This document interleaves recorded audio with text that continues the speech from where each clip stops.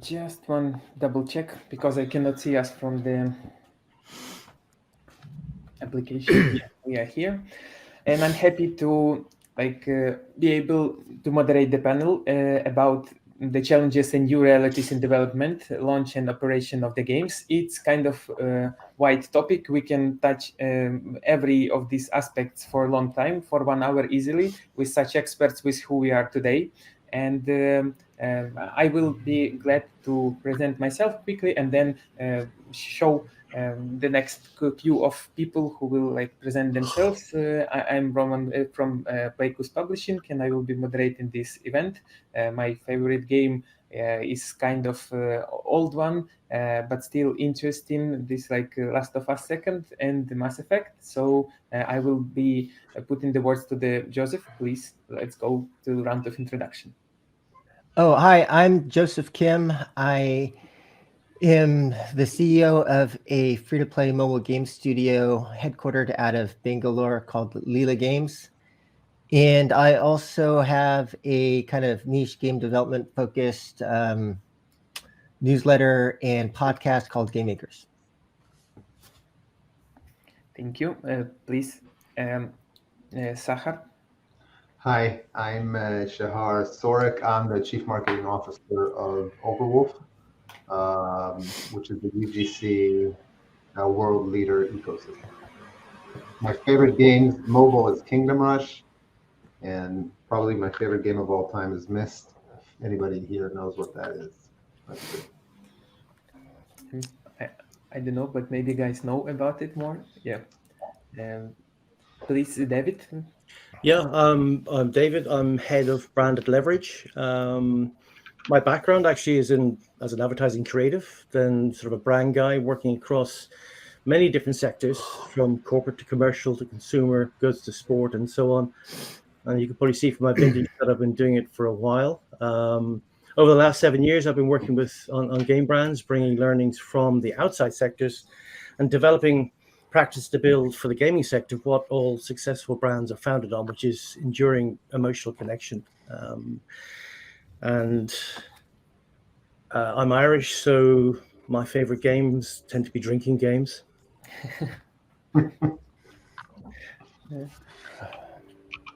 Nice, like all sorts of them. It's good games, and they're good for the company and to present the spirit of happiness. And please, Timothy. Hey everybody, I'm Tim. I'm the founder of TheoTimeDev, where I specialize in helping studios getting and shipping multiplayer games, and help consulting on the technical design and production side. I've been in the creative industry for 12 years and in games for 8, where I transitioned on the engineering side. And outside of that, my real pastime is learning languages. I'm down to 6 these days. And games-wise, I'm a big fan of the original Raymond's, Mirror's Edge, Age of Empires, of course, Need for Speed, and Halo as well. So you diversify your attention about different genres. It's good. Thank you guys for presenting yourselves and your companies. So with such experts, we're gonna go a little bit for the future questions, and it can be about the adapting to the new normal of market, how it can be. And I think the first topic can be about the privacy and challenges which it can brings. We can take a glance on significance of the privacy and potential future and challenges which each can bring to the market. So please, you can start the discussion, and you can just talk one by one. I will just give you the brief order, so you can stick to it or go as you want. So just please raise the hand. So Joseph, you can start. Okay, and just for our audience, when you say privacy, I think what you are referring to is, for example, IDFA deprecation, some of the initiatives by Apple to stop user-based tracking, and what will soon be coming up in terms of the potential end of fingerprinting. For just for our audience, right? And so I think from my perspective, and I know there's a lot of people in the user acquisition sort of discipline speaking on this topic, but I think what is clear is that there will certainly be a lot of changes with respect to the kinds of games that become successful based upon what happens. And like, depending on who you speak to, I think people are having different levels of impact from IDFA deprecation. There's been a little bit of kind of a runaround around Apple's intent by doing things like fingerprinting, for example. And I think with the end of fingerprinting, what we may see is a change in the kinds of games that eventually become successful. And so it's still not clear what's going to happen. There's a lot of UA experts who think that even with if Apple does kind of crack down on fingerprinting, then some of the target-based user acquisition campaigns, like ROAS-based targets and things of that nature, will no longer become possible. And if that happens, then the kinds, the impact from a game development and design perspective would be that the kinds of monetization and certain genres of games would become more viable than others, in my opinion. Mhm. But yeah, I'll let others speak to their thoughts on this. Yep. So it can be maybe the transition to the genres in which it will be working, not as is in the current one, so like normal, but still. Shahar, maybe you can add something. I would just add that in our world, it's more of the transition into a cookieless world from Google's side, not being able to really track users and knowing how to maneuver existing data sets into user acquisition and tracking. And I think that we are going to see here a couple of trends. One, I think that games as a service are going to be eventually valued and priced more because they're going to have more first-party data to handle. And second, I think we're going to see a bunch of new social data methods to be able to segment users in ways that they haven't been done before, because there's basically not going to be any crumbs left to track users. So the big live op games are probably going to come out with their hands on top of this, which will allow them to expand even more. New players are going to have a really tough time in this environment in terms of user acquisition. Mm-hmm. Thank you. So it's connected somehow with this Google politic to like conglomerate all the user tracking from web and from applications to one source. So that's kind of no crumbs for no one, just for them. Mm-hmm. And about the topic, Timothy, can you please add your thoughts? Of course. I mean, privacy is always a big topic for multiplayer games, as just to have an account that you can cross-play with, it requires you to retain some information on the users. And over the last couple of years, as we've already seen with the GDPR and of course COPPA in the US, and also the new regulations in China, the industry has constantly had to readapt, especially given that multiplayer games are popular in a younger segment of the audience. And I think at the end of the day, it's not going to be so much that we can't track anymore, as that we will have to come up with more creative ways to make sense of the data. As Shahar was saying, it's like we will still have access, but it's not going to be as evident if you don't know what you're looking for. And that will allow, at least internally in the game itself, to segment your user base. How it's going to work for outside stores is outside of my expertise, but I suppose there will be also new ways to figure out how to target those particular users. Mm-hmm. So the market will adapt, I think, definitely, but still, like there will be not as much base as right now. And with this, maybe the next question about using intellectual property in the games, can they current? I can share with you. Can you explore how the current IP usage affects the game industry, and if it will be possible in future just to ensure that the game will be profitable by adding simply IP, like as Monopoly Go, everyone is on a trend. So, what do you think about it, David? Yeah, I mean, first off, I come from the whole brand side, so So the whole making a great game is no simple task. So believe me, I'm in awe of what people do in creating that. But my perspective on games is that they provide an incredible opportunity for building IPs and brands. And there are two powerful components to building enduring emotion connection to a game, and to build a sustainable future, not just for games, but for studios, where sometimes the very existence may rely on the ongoing of an iteration of one game. So, having something like IP and brand in a game, I think, is actually something that actually gives that kind of sustainability. And that's kind of my end game. Last year was, I think, for everybody quite difficult. We sure felt it, but and the reasons for last year are multifaceted, but it has set a new reality. And what we're seeing out there is that investors are looking to de-risk. And this has been brewing now for some time, but they're looking for assurance that there is more beyond a good game. And finding that is becoming a deciding factor. And the components that they kind of require now is a clear vision from the outset, an understanding of the audience and the need they're filling, but IP that can be owned and extendable. And that from that IP, an emotional connection that can be positioned in the market to build a brand with enduring impact. The other thing which we're seeing is how transmedia has really highlighted both the potential portability of game IP, but also the market value of this back to the game. So if you think of Super Mario games grew, the sort of MAUs grew about 73% after launch of the movie compared to before the movie was announced. The Last of Us not only picked up Emmy Awards, the game's MAUs jumped from a staggering sort of 397% after the show was launched. So they're kind of startling figures. And with this opportunity, what publishers are now looking for is a strong core gaming IP with a brand proven in the market. For us, what we find that brings a challenge, that game developers are kind of flat out focusing on building great games. And IP and brand are probably alien concepts and skill sets to many.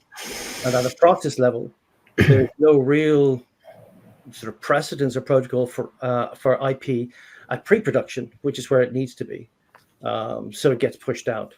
So the ideal scenario, as we're trying to generate, is where core development is in dialogue with IP development and the desired position in the market. And it should stretch from early concept to post-mortem and beyond. So to finish, I note that there are examples of successful games out there that are not building IP. What I'm pointing to is the values that I see and the trend that we see publishers are now looking for. So it's a fair bit to unpack, but it'd be good to hear if you guys have any thoughts, if that resonates with you in any way. Yes, so maybe you can share also your thoughts about the current situation and how it can go. So, Timothy, can you do start? Maybe Joseph, you have also some thoughts about it. So, I mean, if I may, so I agree with David. Like, brands and IPs are incredibly important. However, the mistake I've seen, and this is something we've seen time and time again, in particular for multiplayer games, we can take card games as a perfect example of that, is that somebody will have built a game and then gotten an IP and slapped it on. And the power of a brand is not in just the imagery. It's the way it's getting communicated to the community, and also how the gameplay experience and the gameplay mechanics play to what the existing audience would expect from an interactive version of the existing IP. So it is absolutely critical to keep that in mind during the prototyping stage, during the design stages, to even before building the game, decide, okay, is the IP and the brand a match for what we want to build, or is what we want to build something that translates to what this core brand represents already? If that's not the case, then you're better off building something new, because it's going to have mostly the same impact, or at the very least not set the wrong expectations which could lead to backlash on release. So there's a lot of benefits, but I do agree. It takes a lot more work ahead of time to use it in a meaningful way and leverage it for a successful release. Definitely, and also maybe extra investment, because IP is not easy to obtain, so you cannot just like add it from the very beginning. Maybe you have extra thoughts, Joseph, Shahar? Joseph, you're on mute. I'm trying to unmute you. It's not working. Oh, wow. Kind of provide a few of my thoughts, and I agree with Timothy. I think that like when you think about the use of IP, I think you have to be very careful. There are some pretty extreme examples of success, but also not all games using IP are the same, right? You see some cases where there are some games that have leveraged IP extremely well and some that have not done so well. I also think that you have to think about, and this is speaking more in the context of mobile games, but when you, from an app store search perspective, if there are too many games with the same IP, then there's kind of like this, what I call app store collision, where there's like a lot of the same IP being used, and then it becomes harder and harder once you're the fourth, fifth, sixth game, with the same IP to be able to take advantage of the power of that IP to drive organic downloads. Now, I think some examples that people should study in terms of successful case studies of leveraging IP are games like Kim Kardashian, which was, you basically took a failed game, put the appropriate IP on that game, and then it all of a sudden became a very successful game. And to the point that we were speaking about earlier, as far as the impact of privacy to the user acquisition landscape, I mean, you've had games like, for example, Star Wars Galaxy of Heroes, where, if I'm remembering correctly, I can't remember them doing UA for a pretty extended period of time, meaning that they probably relied on organic download flow for, a lot of their audience for a fairly extended period of time, meaning that they were really getting the leverage out of the use of that IP for that game. I used to work at Sega and NBC Universal, and just thinking about other extreme value of IP to a game genre. So taking runners as an example, at Sega, we had Sonic Dash, which is a runner.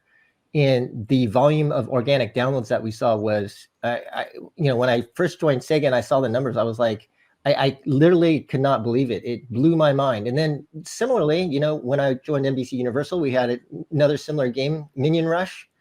And so like the potential impact of IP can be very strong, but then you also have to think about, and I don't know how much we want to talk about IP in the scope of that, but like the dangers there would be, the cost of the IP, the app store collision effects, IP approvals, because in some cases, the IP owners are going to make you jump through many multiple hoops, and not just for the game, but even for like if you're running ads or things like that, there could be all sorts of approvals. And then the other thing that people often don't consider is that there are IP royalties, right? And so whether that's anywhere from, I think if you look at public company documents, we have seen a range between like 20 to 30%, but they can be as high as 50% in some cases. And so that really has a huge impact on your economics. So I think when it comes to IP, what will happen is that the user acquisition landscape will soon change with whatever's going to happen with what Google does with their Google ID, whatever Apple eventually does with a post fingerprinting deprecation world. And I think from there we'll kind of see how important IP is, and what happens to organic download flow and things like that. But just high level, a few of my thoughts as based to that question. Mm-hmm. Shahar, you want to like add something, or we can transition to the next question? What is like from your side? Yeah, I mean, I think it's a sexy thing to talk about IP, but I think there's very few studios who know how to handle it. Yeah. what my friends and colleagues here mentioned before. It takes a real team to know how to navigate the intricacies of making an IP deal, and then it takes a real kick-ass studio to execute on the IP. And I think both of these are more risks than advantages to a team that doesn't know what it's doing, doesn't have history. So I would not recommend going with that unless you really know what you're doing. We can move to the next question. Yeah, it definitely is. And like with the current situation with monetization and user acquisition, it's become harder to like obtain the users' formal user acquisition. Right. From your side, maybe suggest some extra strategies which can greatly improve the impact in user acquisition efficiency, and maybe consider something to decline the spendage, which is like just going down, like just going up, but the revenue going down. So I'll say a few words because also I'm in a bit of a different track from the rest of the folks on this call. Is I think the name of the game is retention, not acquisition. I think that acquisition is on a one-way going up track, and if you really want to cut down your cost, you need to invest in retention. Retention is stuff like where my company does is user-generated content and how to give and allow for the content supply of the game to keep flowing at a velocity that the target audience wants and knows how to deal with that, and also facilitate all sorts of business models around that, which currently we're doing with, for instance, Ark Survival Ascended, which allows for UGC to be monetized, also for the studio, also for the creators. So we need to think on the back end, on the actual live ops and the operations of the game, and extend that to counter the never rising cost of user acquisition.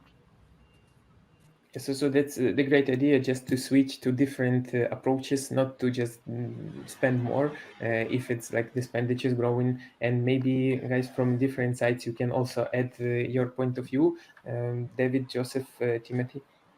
Sorry, Roman, I kind of blanked from it. I'm sorry, I haven't slept much, but like, could you repeat the question? Sure, it's more about the transition from like the current situation with user acquisition. What can be the alternatives to with this growing price of user acquisition? What can be the alternative strategies to monetize the game and like to maintain the users in the game? Oh, okay. I can kind of provide a couple of thoughts. So I kind of think about this from two perspectives, if I'm understanding your question correctly.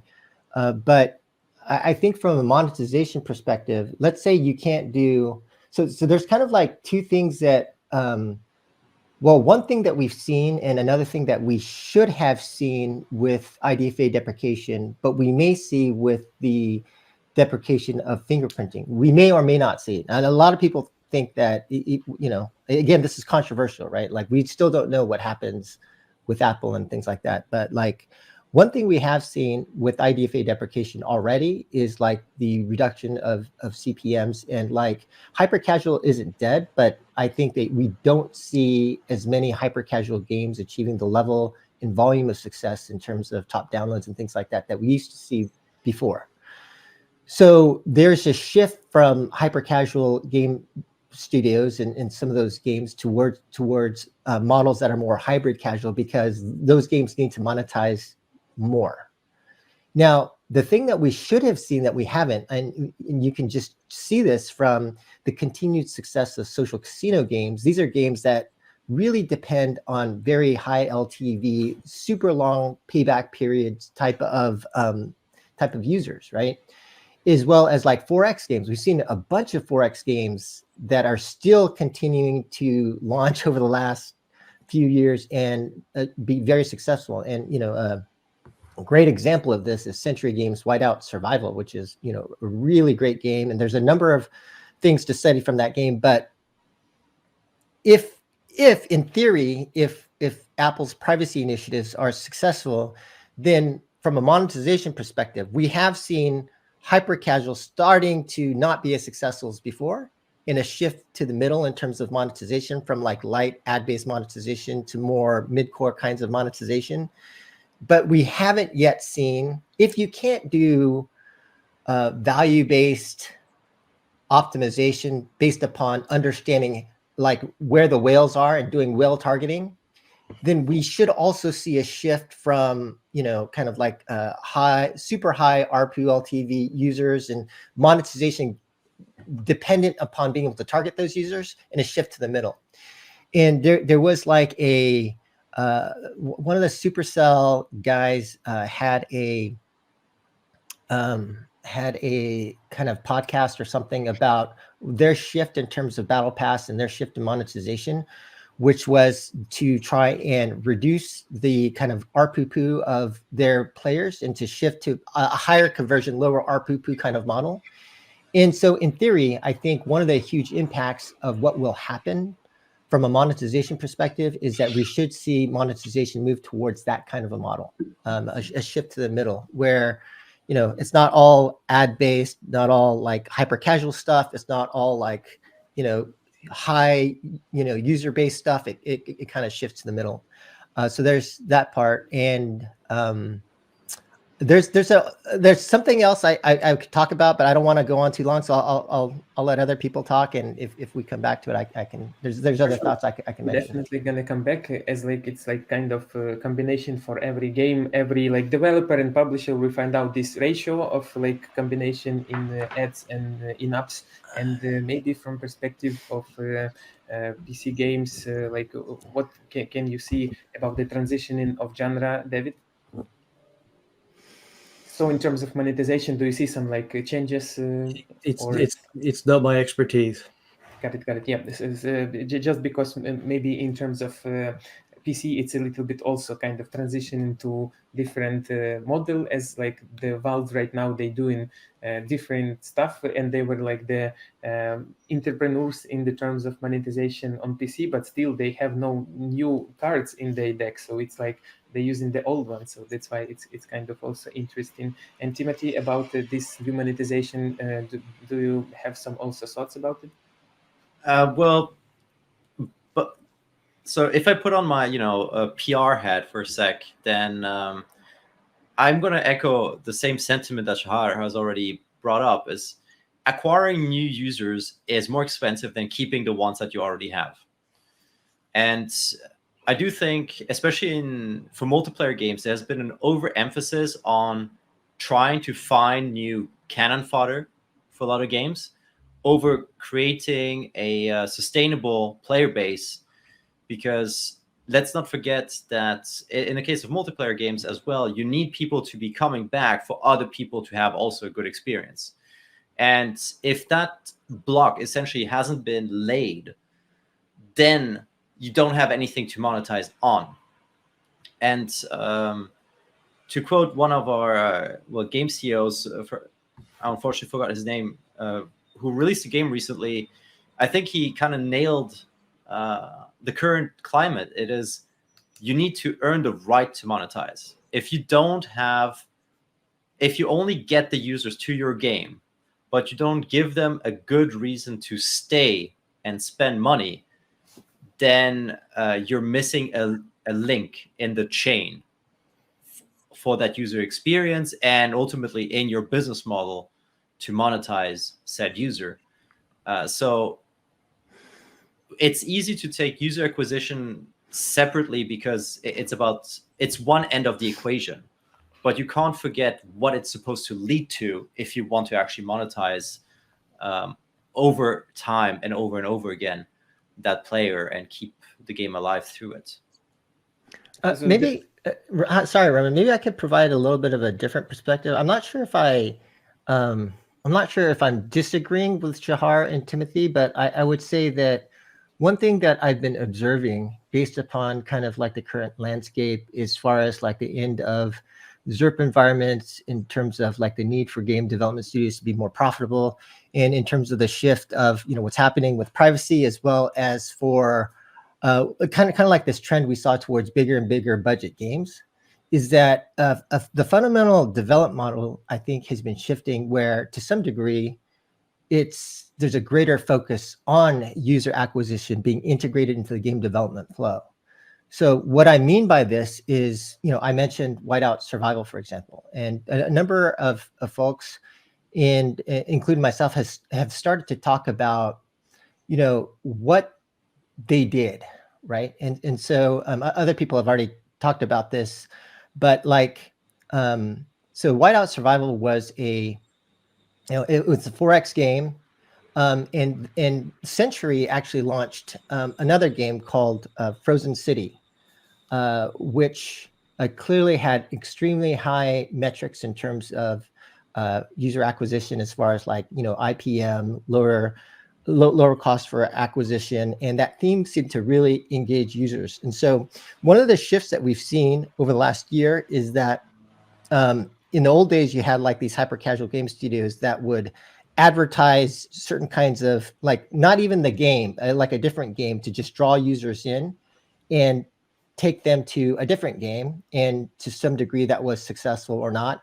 And what Century did with Whiteout Survival is they kind of took the theme and the early gameplay of Frozen City and integrated that into Whiteout Survival. And then, so you start playing a certain game, and then it shifts to 4X. And we've seen more and more game companies adopt that kind of approach. But my point being that what I'm seeing, and that's kind of like one example of this, is that, and I can kind of go into a higher level, more conceptual, kind of strategic perspective on this. But like in the old days, when the early days of very successful games on the App Store, it used to be a distribution-based model. That was the kind of, in terms of basis of competition, what won, when you had things like incentivized installs that was popularized by Tapjoy and things like that. And then it kind of shifted to kind of quality with games like Supercell after Apple killed off like incentivized installs. And so a lot of Supercell type games that were differentiated from the market rather than just distribution plays became successful. And then we moved to a model where like the basis of competition was about game quality, live ops expertise, as well as growth and user acquisition. And today we're kind of shifting back to this model, in my opinion, where to some degree, I would say that it's what I'm observing and what I believe is becoming more important is the shift back to this model where the game quality, live ops expertise, and then actually integrating the user acquisition into the game development flow becomes more important. And so what I am observing is that a lot of game development studios, as far as like their product validation strategy and getting earlier tests to market to see if a game is successful, some of the lessons that were pioneered by hyper casual game developers in terms of like, they didn't even make a game before they already tested it. They just launch a video and see how that did, or they'd launch like, fake stuff, and then they'd see how it does, and then they would make the game. And so like some of those lessons in integrating like product validation earlier and earlier in the product development cycle is what I am observing, rather than, for example, I think there was a podcast by Owen Mahoney who talked about how, we're moving to bigger and bigger budgets in this model of having these $100 million games. And, you don't even validate for way far out in the future, right?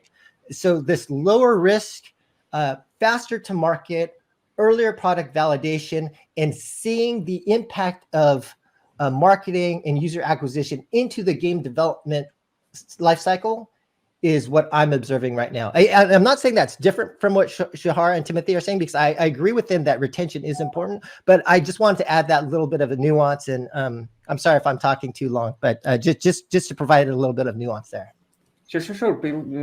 Please feel free to talk for long as we share an experience and then find out the best solution. As what you mentioned is like a kind of strategy which Palworld used. They had like previously 3 games, and then combined the experience from the previous games. They saw that the working building game is working, and they took like a little bit kind of IP of Pokemons, and that's how the Palworlds was created. So it's kind of working strategy, which is right now can be the next thing. So about this, maybe some people want to add about this kind of importance of early planning and integration of concept testing.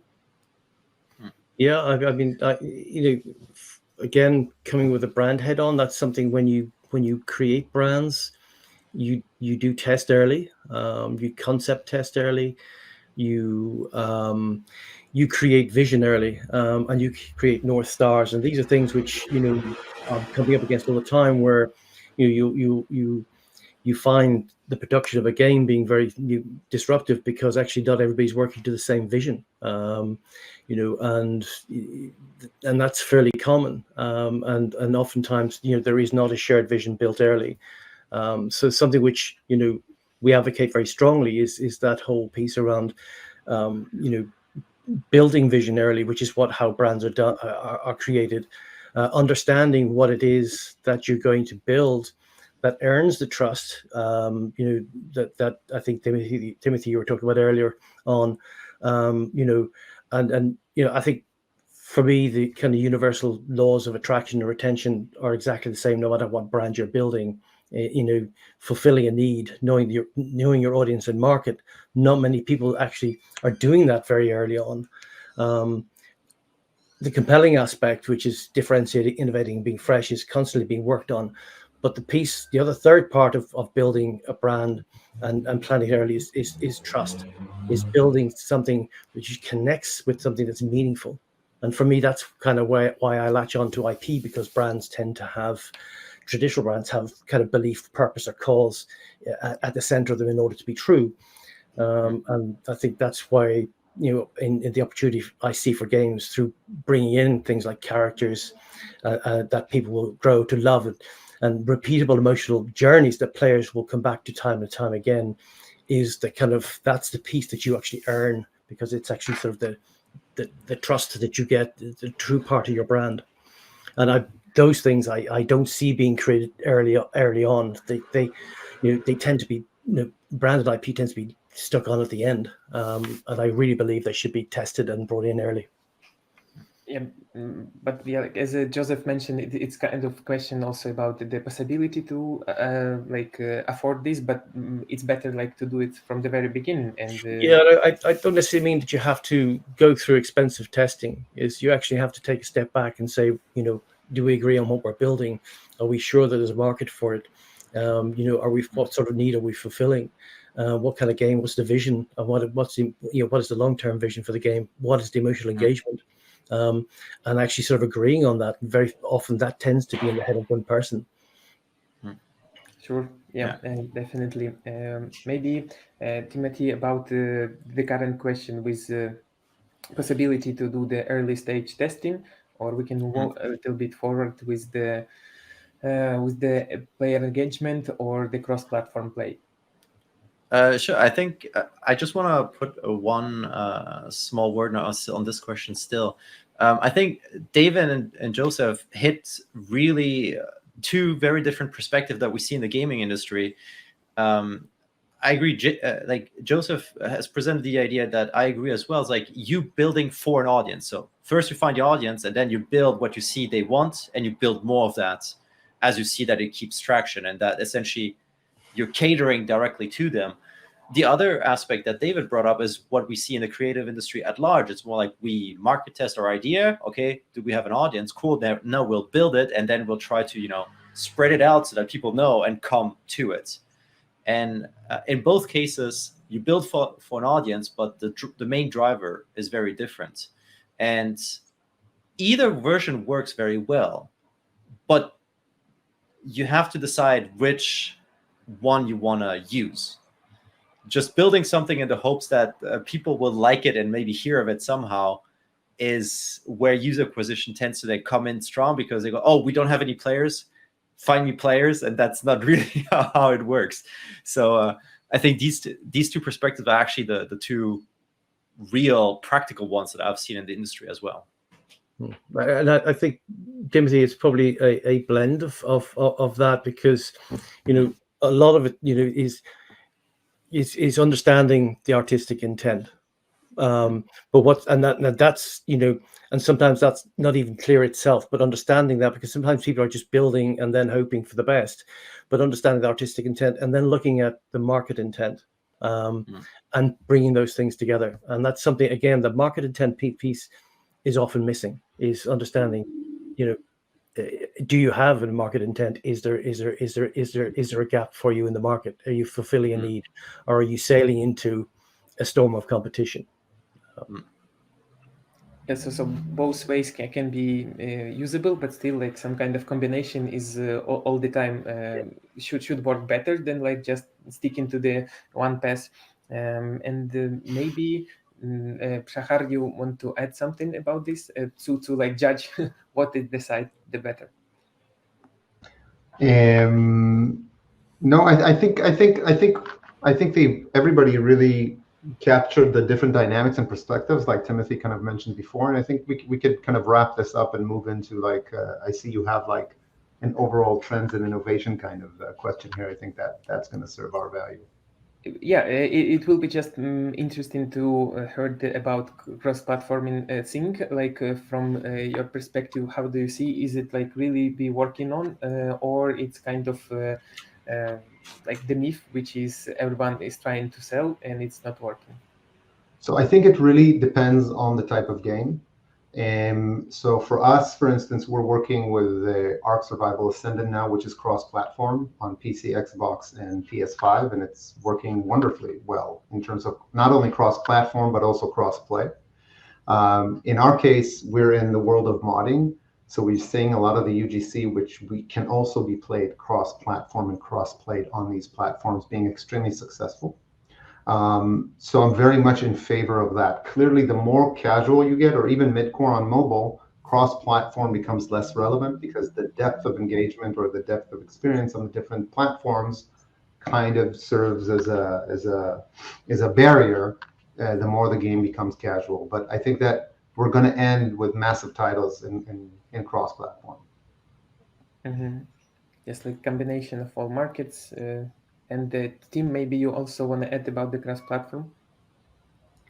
Well, it really depends on the game. If the more big the game is, the more cross-platform becomes a non-issue, because the platforms tend, specifically the big ones, the consoles and PC, tend to lean themselves towards complex gameplay. So a big game that's developed by a big team will transition probably better than a single team or a small team launching. So for instance, let's say a game like Lethal Company that came out, which is a single developer that really killed it at Steam. I don't know how well it would do cross-platform because it doesn't have the robust team to help it function and execute and really deliver. But when you go to Pal Worlds, or you go to teams that are slightly bigger, I think they're going to have a better success in cross-platform. But in general, the deeper the title, I think that the barriers to run a game cross-platform, including getting all the licensings from the platforms themselves, are going to become easier to get and easier to handle. So I do see a future where cross-platform becomes way more significant and weightful than what it is right now. But still, it takes a little bit of time, as we can see, like from the recent 2077 release, that it was like really crazy, and like they were caught up by crossfire of investors, of marketers. So it was kind of in developer side, they know how to do it. They had a big team, but still, it's kind of hard even for the big team sometimes. So it's interesting question. Timothy, do you want to add something? No, I agree with Shahar for the most part. It's like crossplay has never been a technological issue. From a technical perspective, if we take multiplayer games, it's very similar to web development 20 years ago when everybody went mobile first. You take the platform that has, the most restrictive criteria in web dev, that used to be the mobile phone, and then you build for that first and then make it responsive to work on tablets and PC. And for games, it's very much the same thing. Like if you want to release on the Switch and on the Xbox and on PC, your performance budget is going to be limited by what the Switch can run. Now, if you move away from the technical side, then exactly what Shahar brought out then comes to play. And that is, what is the core expectation of that platform audience? And does your game deliver on that? And if it does, then the challenge as to whether or not you can enable crossplay is really a matter for you to discuss with the platform holders, because here again, there's nothing limiting you technically. Crossplay has been possible since way before Xbox Live and PS Network were a thing. But the platform holders never allowed you to enable it. So if you ask any technological company that provides the infrastructure, they will all tell you, no, that was always possible. It's a similar issue with connecting with players from China. The issue to connect people from mainland China to other regions is not a technical one. It's a legal one. And so now that Xbox has forced open the doors a couple of years back to cross-platform play, we've seen, Sony cave in, and the really only holdout is Nintendo because they have such a tight grab on their own ecosystem and the type of IPs and the type of experiences they want to have released there. So I think it's totally possible. It will only grow because people want to share experiences with their friends, regardless what they experience the game on. And so I expect this to just grow as long as the restrictions that come with it from a technical and a development perspective are accounted for from day one. Thank you for mentioning, and also maybe David and Joseph, you can add from perspective of concentrating, as you were previously mentioning, that you need to otherwise concentrate on creating the gameplay to find out the core auditory or to create the strong IP. So from this perspective, I think there is no problems in creating the cross-platform, but still it can a little bit blur the concentration on a key auditory which you're trying to focus.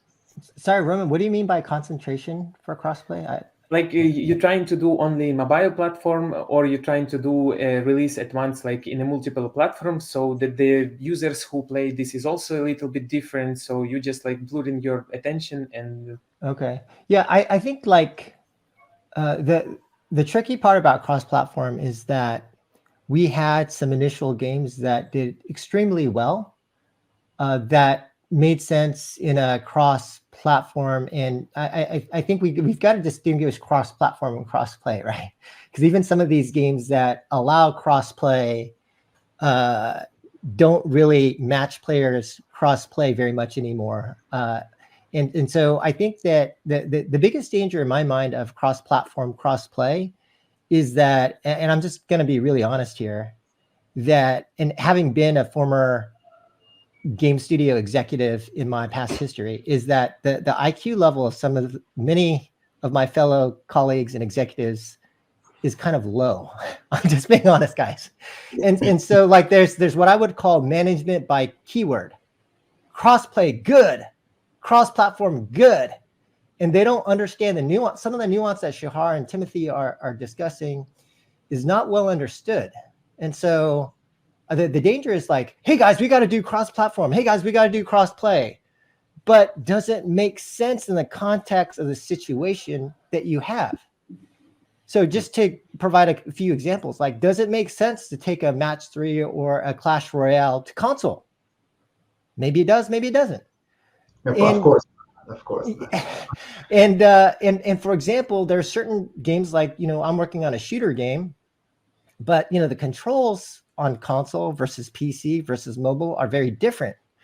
And in fact, the primary objectives for success on like a PC or console or HD game is, for a shooter game, is generally about being as competitive as possible. On mobile, it's more about progression.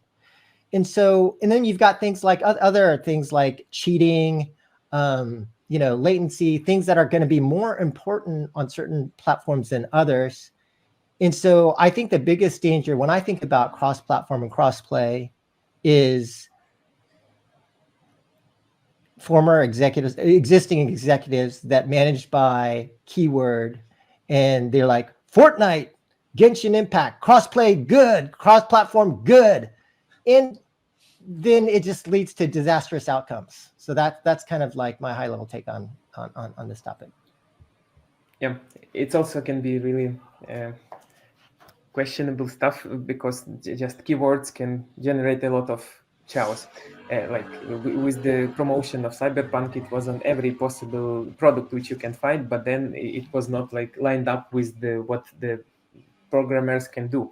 So yeah, it's kind of tricky question. And maybe we can move on to some finalizing question about the next emerging technologies which you think can be significant in the future and make the most impact on the future of the games and the way how the games are created.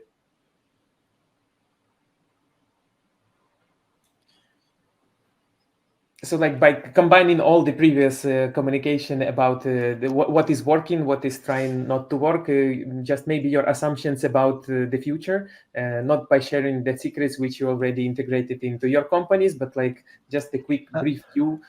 I can give a few high level thoughts for myself. I think a few things that I'm seeing. One, we've already talked about privacy, so there's going to be a huge impact depending on what happens with respect to like IDFA deprecation plus fingerprinting deprecation potentially. Maybe there's no impact, but depending on what Apple and Google does, there could be a huge impact. I think secondly, I think this shift towards like how you operate product development, it's something that I have, that I touched upon. I think we're moving into a world where the studios that are successful go back to the old model of game quality live ops and integrating user acquisition into the game development process itself. And the third thing, so very recently, I've been doing some podcast interviews with some AI companies and kind of like AI cross gaming. Some of the things that I'm seeing that could potentially increase development for certain disciplines, development speed and cost by not 30%, not 10x, but 200x is around the corner. So, those are the three things that, at least from my perspective, I see kind of coming up. I'll jump in with three things that are hopefully complementary or a bit different. I think that we're going to see moving forward.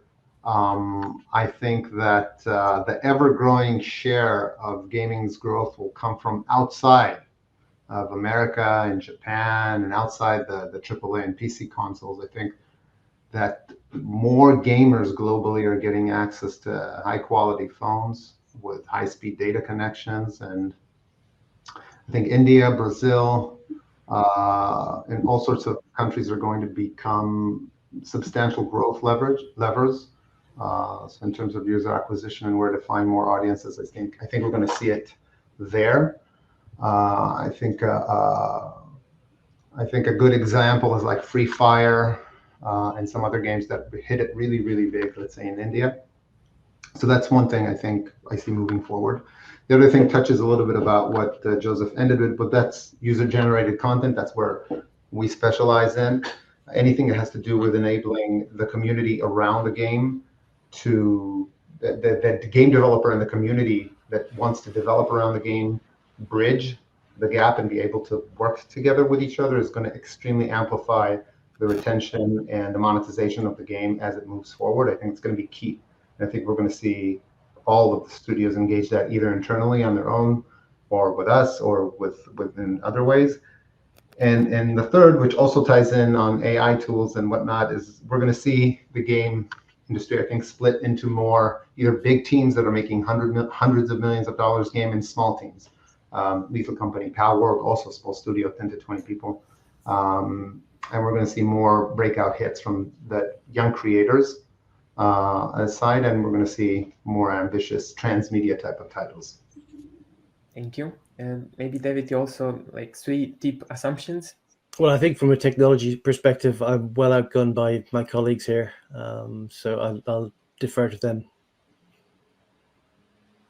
Sure, but just like generally, what you believe can be working in future, like from perspective of creating the brands, maybe more of the companies will trying to do IPs or like. Well, no, absolutely. I mean, the thing about, as I say, the fundamental laws are the same, and I mean, technology will change, but human nature doesn't change. And so therefore, earning trust, retention, those type of things are really, really important, and those key things don't change. Sure. So it will be still. Yeah, so I'm talking from the human side, not a technology side. Yeah, understood. And Timothy, also, like from your perspective, tips, future predictions. Predictions. I would say hopes is probably more correct. On one, I think that the Steam Deck really changed the game in terms of crossplay, of how easily it's perceived and how portable a game session can be when you can pick it up wherever you go. And I do truly hope that this keeps going this direction, because if we take a look at the console market in particular, they're nothing else these days than a PC in a box. So I'm hoping that Valve will lead the charge on that to make it easier for people to play what they want to play, where they want to play it. I think in terms of multiplayer, one thing that is quite interesting is the new rise of live voice moderation tooling that helps toxicity in communities. I think that will definitely become more important for larger games. We're talking your Call of Duty, Modern Warfare, that kind of stuff. And when it comes to the growth, I think, of games, I think cross-cultural games will be more important than cross-platform, because if we look at the markets in the West and Asia, just to take two, the type of IPs that are very successful tend to be heavily segregated, and like they're massive games here in Asia that will not see the light of day in Europe or in the US, and vice versa. And for those that manage to thread the needle and find something that resonates across cultural boundaries, I think those are going to be the ones that make the big bucks in the next 5 to 10 years. Thank you. Oh, Roman, maybe I could add one more. I just thought of something, which Sure, is sure. like I'm here in Silicon Valley, so I'm live here from Santa Clara. But one thing here is you can't wait in line to get a coffee or go anywhere without people talking about Apple's Vision Pro.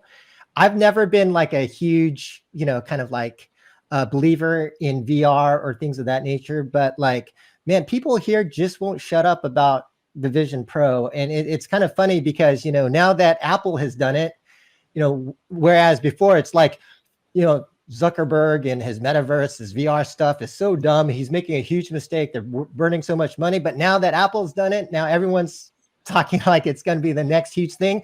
I'm not saying it's going to be the next huge thing, but I'm just saying that here, like so many people believe in it. There seems to be an attitude shift towards this kind of a product.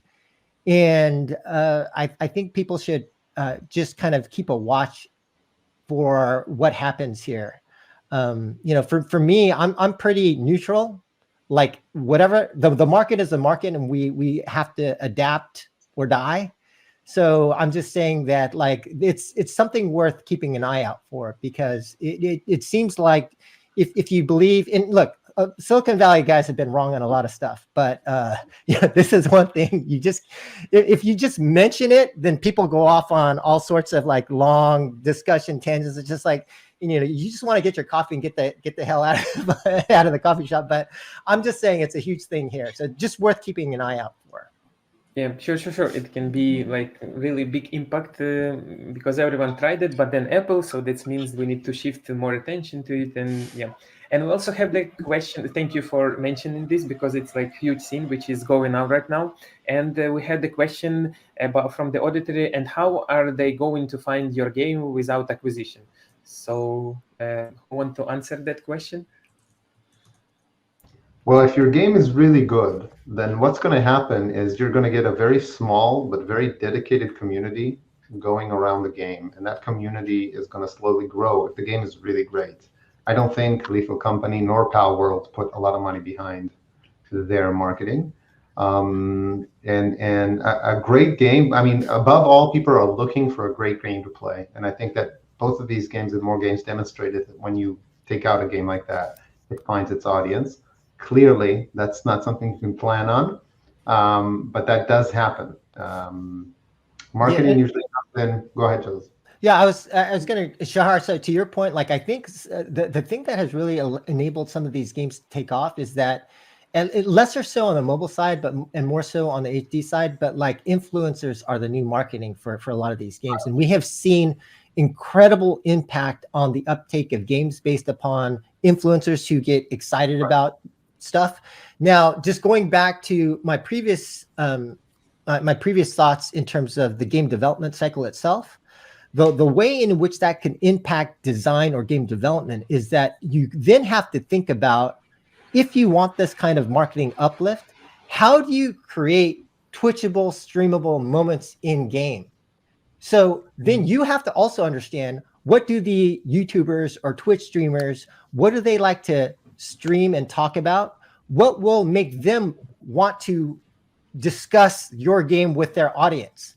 And so by having that kind of understanding and designing those kinds of moments or elements in the game that make it more valuable to the streamers to talk about your game or to promote your game, I think that's what's going to enable some of these smaller guys to compete with the bigger guys. Sure. Thank you for the answer. We a little bit limited in time, so we can take the final screenshot of this conversation panel. And it was a pleasure to be here with you guys. So thank you, Timothee, David, Shahar, and Joseph, for being here and sharing the truly amazing insights and your opinions on the future. And thank you guys for being here. Thank you. Thank you very Thank you much. for having us. Yeah, I do the screenshot. So, oh no, Shahar moved very quickly. So yeah, thank you guys. And Yeah, I got a meeting too.